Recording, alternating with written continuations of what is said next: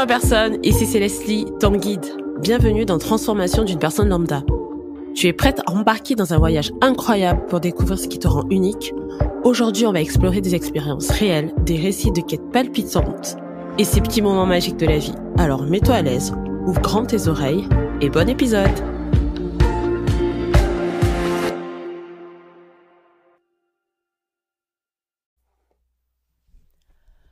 Bonjour mes personnes et bienvenue dans un nouvel épisode de Transformation d'une personne lambda. Aujourd'hui, c'est un épisode spécial et tellement dans l'air du temps dans ma vie. Je m'explique. Aujourd'hui, on va aborder un sujet qui touche tout le monde à un moment donné de sa vie. Le doute. Et plus précisément, on va explorer les erreurs communes que beaucoup d'entre nous faisons en cherchant leur voie et comment on peut progresser sans tomber dans ces pièges.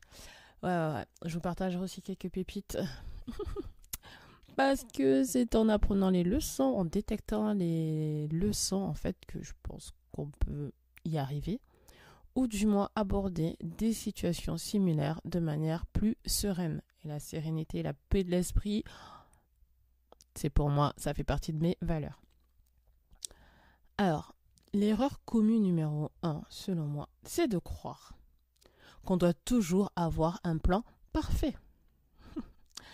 Et en fait, la réalité, c'est que tout le monde doute. Même ceux qui semblent avoir un plan clair. Avoir une vision de son avenir est utile, mais il est aussi important de se laisser de l'espace pour l'incertitude et la découverte. On en a parlé lors des non-résolutions, mais il est vrai que moi-même, il m'arrive très souvent de douter et je vais te dire à quel moment je doute. Je doute quand je me trouve en face de personnes qui, dans un domaine de leur vie, ont une vision claire et précise. C'est construit, c'est établi, étape par étape. Il se laisse effectivement une fenêtre de tolérance, une marge, on va dire, par rapport au doute, à l'incertitude de la vie. Néanmoins, c'est clair où ils veulent aller. Et au-delà du fait que ce soit clair, quand ils en parlent, il y a un épanouissement. C'est-à-dire que même dans les obstacles, les défis ou les challenges, tu sens qu'il y a un épanouissement fondamental parce qu'ils sont rattachés au pourquoi ils font ça. Pourquoi ça les fait vibrer. Comment ça les fait vibrer aussi. Dans la manière dont ils te parlent de leur objectif, même s'ils ne parlent pas de l'émotion qu'ils veulent sentir ou comment ils veulent se sentir, tu sens en eux en fait quelque chose qui s'anime à ce moment-là. C'est pas juste établir que dans 5 ans je serai là ou j'ai envie d'un tel objectif. Tu sens aussi que dans le parcours, dans ce qui s'annonce devant eux, ils sont pleinement confiants et qu'ils ont l'aptitude à se rattacher à ce pourquoi ils font. Et quand je connecte à ces personnes-là, fondamentalement, moi qui suis dans le doute permanent de me remettre en question, ce qui est, entre parenthèses, un de mes points forts, cette remise en question, de remettre un peu sur table le statu quo, de m'interroger sur ce qui est prédéfini, c'est une force. Mais dans les moments où je suis dans le doute, là, en fait, si vous voulez, ça s'effondre et là, je commence à cogiter. Et on va juste revenir sur une petite parenthèse. J'ai fait mes petites recherches et le doute, c'est lié à l'incertitude. Et l'incertitude, c'est lié à une peur primaire, la peur. Quand on a peur, c'est quand on détecte un potentiel danger et la chose qu'on va faire, c'est se recroqueviller sur soi. Se protéger. Et ce qui va nous mettre en accent, vous voyez, c'est vraiment en fait de se conforter. Et je pense sincèrement que c'est ce qui m'énerve dans ces périodes de doute, des périodes de doute professionnelles, on va dire des périodes de doute sur ce pourquoi je suis là et qu'est-ce qui va entretenir ma flamme ou qu'est-ce qui entretient ma flamme pour me faire vibrer et avancer, me mettre en action. C'est que je sais que dans ces périodes-là, honnêtement, rien ne sort. Honnêtement, rien ne sort. Et au lieu d'accueillir ce temps-là pour venir savoir, ok, qu'est-ce que j'ai besoin de protéger, qu'est-ce qui me donne l'impression que je suis en danger là, comment accueillir cette période courte, aujourd'hui, sincèrement, c'est quelques jours. Avant, ça pouvait être 1, 2, 3 mois là, où c'était vraiment très très prise de tête, mais aujourd'hui, c'est quelques jours et j'arrive à m'observer. C'est vraiment un travail d'observation et c'est pas fini. Sur, ok, Qu'est-ce qui fait que tu doutes à ce moment-là? Et je prends pas en compte des éléments extérieurs, c'est janvier, il fait pas beau, c'est un long mois et tout. Ok. Mais au-delà de ça, est-ce que vraiment, si j'étais ailleurs, dans un autre environnement, le doute serait le même ou pas? Est-ce que c'est seulement parce que j'ai parlé à une, deux, trois personnes, mon conjoint, ma collègue de boulot, une autre personne, et j'ai vu que c'est clair, ça m'a même fait vibrer en fait de les entendre parler. Est-ce que c'est ça qui est venu me mettre dans cette situation? Ok, moi je suis en danger, parce que pour moi c'est pas aussi clair. Est-ce que c'est ça vraiment? Ou est-ce qu'au fond, plusieurs événements depuis quelques semaines sont venus s'immiscer un petit peu sur ma certitude que ce que je le fais non seulement pour moi, mais en plus aura un impact sur quelqu'un d'autre. Et cette période de doute, pour moi, c'est l'opportunité de me poser, de me reconnecter à mes sensations. Ok, qu'est-ce qui me fait douter? De quoi j'ai peur? Comment j'accepte et je reste le corps ouvert, si vous avez la référence de la tendance TikTok, comment j'accepte et je reste le corps ouvert sur ce moment de doute? Sur ce moment où comment je me donne de l'amour, comment je m'aime dans cette période où j'ai peur, tout simplement. Donc c'est pas évident. C'est pas évident. S'observer sans jugement, c'est pas évident aussi. Je vous en reparlerai dans un autre épisode, mais je suis en plein dedans. C'est vraiment pas évident. Mais sincèrement, sur un début d'année, avec ce genre de doute, j'aurais tellement été plus dans le down, dans la limite avec la déprime, qu'aujourd'hui, je me dis, ok, je ressens ça, c'est inconfortable. Maintenant, comment dans l'inconfort, je me reconnecte à moi, à mon corps, à mes sensations, mes émotions, peu importe, pour voir où se cache la pépite. Ou tout simplement, je décide de juste me reconnecter à moi, sans but, sans intention. Mais j'aime bien quand même poser l'intention de me dire, ok, où est la pépite derrière? Et encore une fois, ça arrive à tout le monde. Pourquoi je dis ça? Parce que sur les derniers jours, Instagram, mes amis ou autres m'ont bien fait comprendre qu'ils ont douté. Ils ont douté il y a quelques mois, ils doutent encore et que c'est pas fini. Et que ce n'est pas fini. Donc l'erreur de numéro 2, voilà, c'est de penser qu'on est tout seul dans le doute. Non, non, non. Le doute, c'est une expérience universelle. Ce n'est pas parce que les autres ne partagent pas leur incertitude qu'ils n'en ont pas. Et en partageant mes doutes, en fait, je vais découvrir que j'ai des alliés inattendus.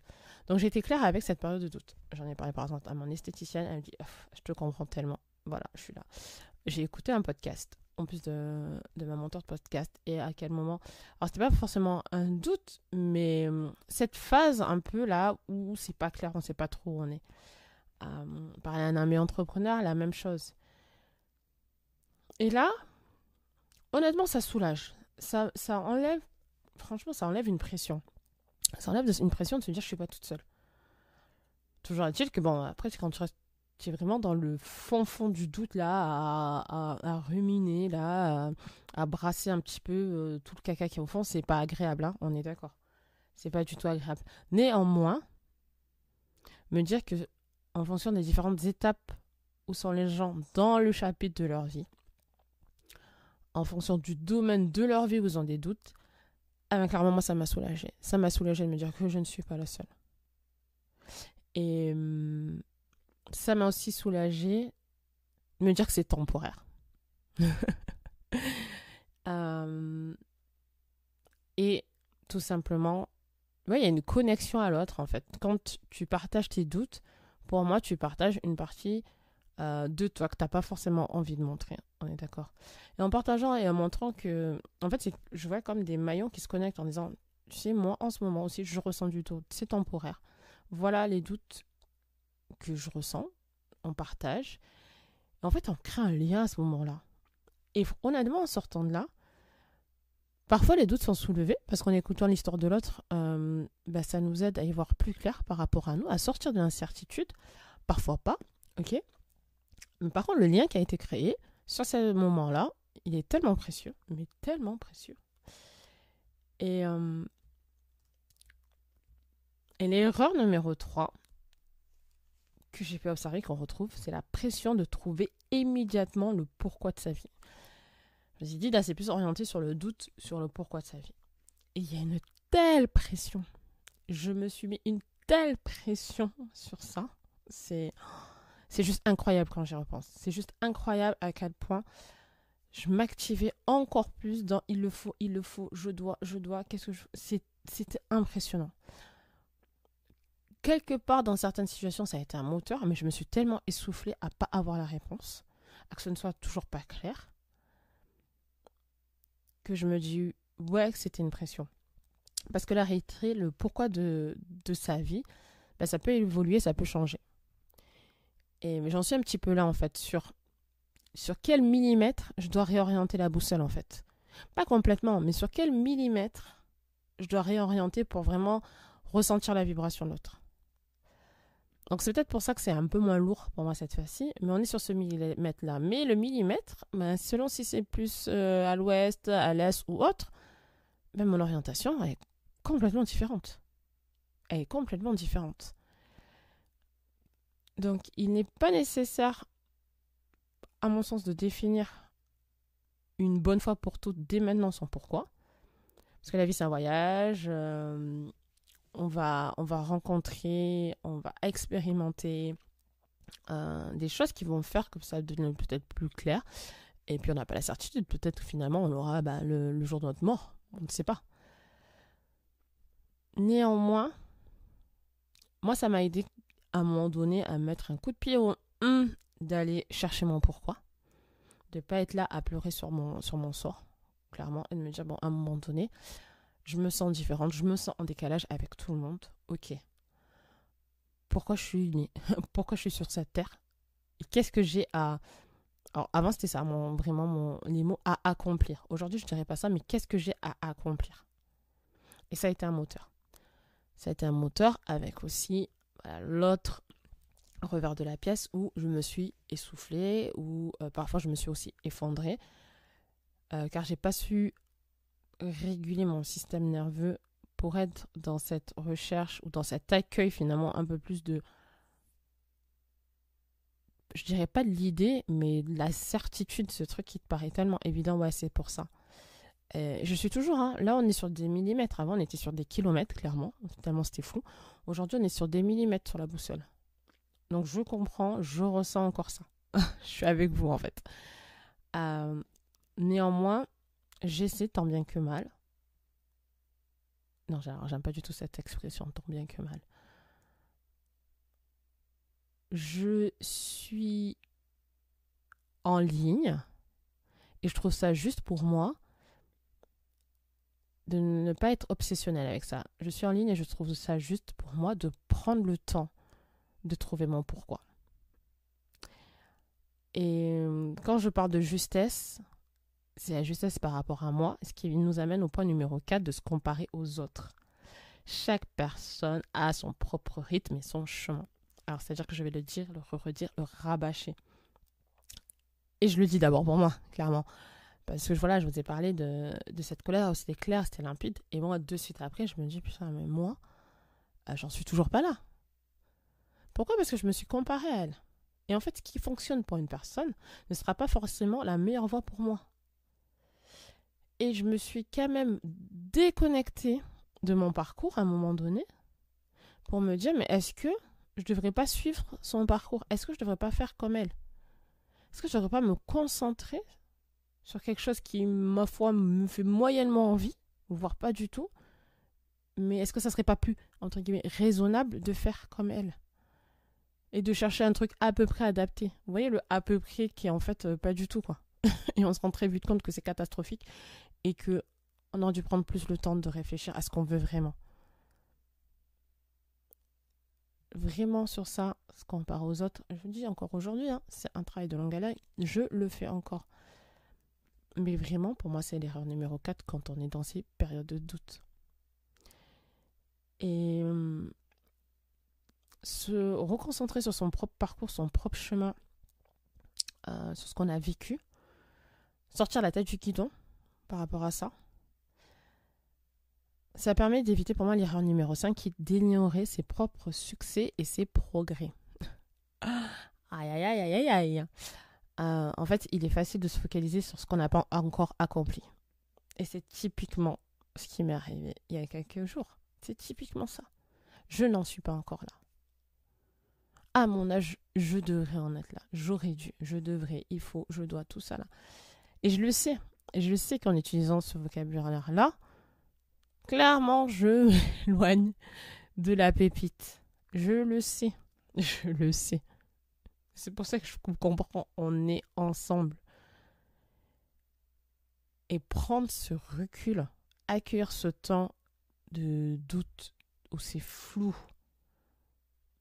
Vraiment, en fait, à un moment donné, quand c'est flou, ouais, on met des anti-brouillards, mais les anti-brouillards, vous avez vu, c'est pas ouf. Des fois, c'est flou, en fait. Et pour notre sécurité routière, on devrait s'arrêter. À un moment donné, on s'arrête parce qu'on ne voit plus rien. On s'arrête et on attend que ça passe. Parce que ça va passer. Parce que raisonnablement, qu'est-ce qui est plus urgent? Qu'est-ce qui est plus important que notre sécurité? C'est d'arriver à l'heure au rendez-vous? C'est d'arriver le plus vite possible? Non. C'est notre sécurité. Donc plutôt que de se faire des frayeurs sur un chemin flou et d'avoir des palpitations parce qu'à chaque instant, on peut se faire une sortie de route, non, on s'arrête. C'est-à-dire qu'il y a les anti-brouillards, donc tous les outils qu'on a pu mettre en place ou autres, ou les réflexions, ou le conseil de, je sais pas, d'Émilie ou autre, à un moment donné, non. On s'arrête et on prend le temps. On prend le temps. Et en prenant le temps, en s'arrêtant, tiens, on va se rappeler en fait. Ah mais pourquoi je voulais aller là déjà? Ah oui, c'est vrai, c'est ça.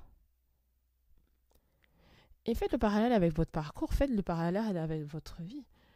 Vraiment, quand on dit de célébrer les petites victoires, et je le dis souvent, les gens ils sont là en train de me dire ouais ok, toi le vendredi en fait, t'es au taquet, t'es de bonne humeur, tu danses. Enfin, ça me prend l'impression que je dis certes, mais à un moment donné, si je me sens tellement vivante en dansant, le vendredi, c'est une victoire. C'est la victoire sur moi de me dire quand j'aurai, je ferai. Non, je suis en vie. Je suis en vie. Je suis sortie de mon mode survie parce que je voulais plus le mode survie. Parce que pour moi, en fait, on vient pas au monde pour survivre. Non. Je suis en vie. Maintenant, je me suis défini ma notion d'être en vie. Franchement, si danser, ça me fait réveiller mon corps et j'ai l'impression d'être totalement connectée avec, ok. Si avoir réussi à dire non sur une mission, sur un projet, à mon patron, à ma famille, c'est une victoire, je la célèbre. Je la célèbre. Parce qu'une fois que le cœur a fini de palpiter ou autre et que je suis revenue à un rythme cardiaque plus sain, j'arrive à me dire waouh, là je me sens en vie parce que c'est vraiment ce que je voulais dire. C'était non. Et donc vraiment, ignorer ses propres succès et progrès, pour moi, c'est une erreur. Clairement, c'est une erreur. Donc, là, déjà, de vous parler, je vous assure, ça me remet, en fait, de l'animation, là, au niveau des tripes, là, ça m'anime de me dire, ben voilà, en fait, quand tu vis ces périodes-là, célèbre, partage. Là, je suis dans le partage avec vous, dans la connexion avec vous, parce que clairement, il y a 2 jours, j'étais dans le down, j'étais même incapable de venir brancher le micro et de me dire, ben voilà ce que je vais partager. J'étais trop, là, au niveau du mental, là, avec mes doutes et mes schémas répétitifs. Et là, de me rappeler en quoi, en fait, ce sont des erreurs que je fais aussi, à moindre mesure, ou qui ont peut-être mon impact. Là, il y a quelque chose qui s'anime en moi, réellement. Il y a vraiment quelque chose qui s'anime. Donc voilà, mes personnes. En résumé, il est important de se rappeler que le doute, ça fait partie du voyage. Et c'est pas nécessaire d'avoir toutes les réponses de suite. Pensez à un moment dans votre vie où vous n'aviez pas de réponse, mais vous y êtes allé. Et les réponses, elles se venaient au fur et à mesure. Pensez à ce moment-là. Focalisez-vous vraiment sur les petites expériences. Je sais pas, un resto, un voyage, vraiment une réponse. Où vous êtes allé, vous dites go, et vous n'aviez pas tous les éléments. Mais en fait, vous avez un tel détachement que vous avez dit ouais, allez, c'est bon, go, on y va, on verra bien devant. Et donc, il est normal de se sentir perdu, mais quelque part, on sent qu'on est quand même sur la bonne direction. Et l'important, c'est de continuer à avancer en étant bienveillant envers soi. Foutons-nous la paix. Accueillons ce moment-là. Célébrons les petites victoires. Et je pense vraiment que c'est dans ce moment-là, en fait, que les ouvertures, elles s'ouvrent à nous. Les possibilités, elles s'ouvrent à nous. J'en suis convaincue. Merci pour l'écoute, ma personne. J'espère que ça t'a plu. N'hésite pas à me laisser un commentaire, à liker le podcast et tout. Tout ça, ça me donne de la force, ça me donne de l'amour aussi. Et surtout, n'hésite pas à poser des questions, puisque je pourrais rebondir dessus et faire une réponse en podcast. À très bientôt.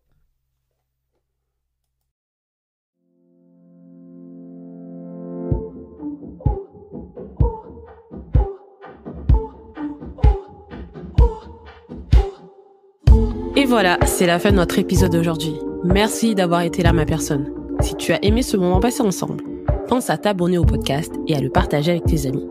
Chaque épisode est le début d'une transformation, pas seulement pour toi, mais aussi pour ceux qui t'entourent. Et si tu veux encore plus d'énergie et d'inspiration, suis-moi sur mes réseaux sociaux. Là-bas, je te partage encore plus de pépites pour alimenter ta transformation.